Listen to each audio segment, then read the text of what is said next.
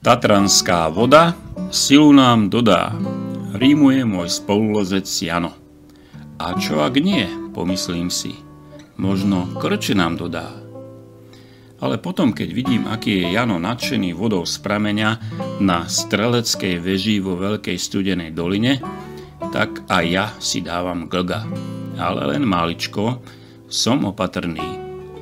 Pred rokom sa neďaleko od tohto miesta, v hornej časti Veľkej Studenej doliny, zvíjal pod javorovým štítom v Krčoch ďalší môj spolulezec. Neskôr vysvetlo, že pil vodu z Tatranských bystrín.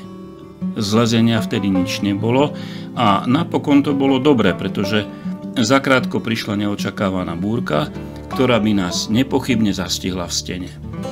Takže spolulezec síce mal Krče, ale ostali sme suchí. Teraz, o rok neskôr, s Janom začíname lezecký výlet ku prameňu vodopádu na Streleckej veži.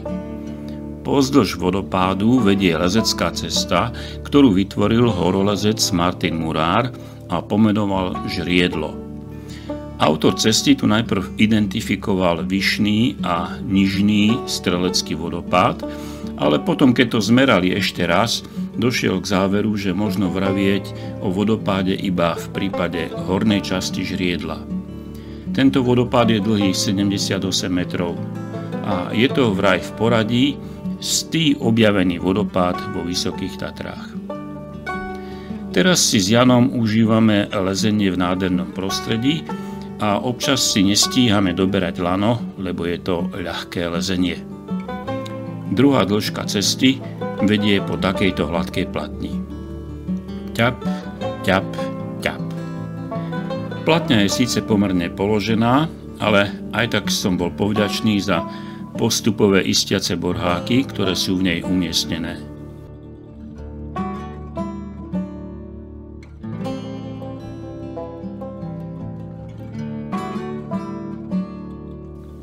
Po krátkom chodeckom úseku sa potom začína druhá časť cesty.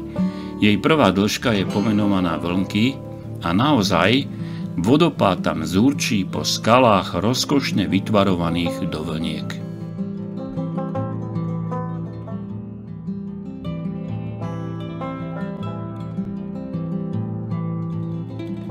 V druhej časti cesty je aj preskok ponad vodu, pre dlhonohých skôr prekrok, a sú tam aj miesta, kde si treba strážiť lano, aby príliš nenamoklo a neoťaželo. Ťaj lano, močíš lano, Jano. 7. dĺžka, polma stienka, 4 mínus, 37 metrov, jeden borhák, jeden nič. No vidíš, na teba vyšlo akurát to najlepšie. Mierne vpravo, potom zase vľavo, ale v zásade priamo hore, až pod krátke kolmé miesto, kde je jediný borhák dĺžky. Pod ním sú dve vodorovné špáry s dobrými miestami na maličké trondy. Murárov sprievodca po ceste Žriedlo je veľmi podrobný a pedantne pripravený, tak ako celá cesta. Prešli sme ju iba po prameň, ďalej na vrchol Streleckej veže, kde už nie je potôčik, sme nepokračovali. Happy end i výstraha na záver.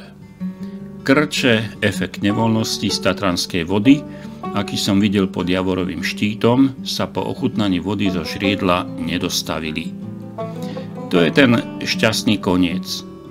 A výstraha? Autor cesty dal urobiť biologický rozbor vody, ktorá jemu aj nám chutila, a z neho vyplynulo, že napriek výborným hodnotám chemického rozboru voda v Streleckom vodopáde nespĺňa kritéria pre pitnú vodu. Poľahčujúcou okolnosťou pre kvalitu vody v pramene ostáva, že skúmanú vzorku vody zobrali v čase, keď napadol sneh a vo vodopáde tieklo veľa povrchovej vody. Preto chce Martin Murár urobiť rozbor vody v lepších podmienkach a nie po lejakoch a meteliciach. Tak si počkáme. Podrobného sprievodcu po ceste Žriedlo i ďalších cestách, ktoré na ňu naväzujú, nájdete na stránke www.muraria.sk. Živé webkamery z Tatier si môžete pozrieť na stránke Panorama.sk.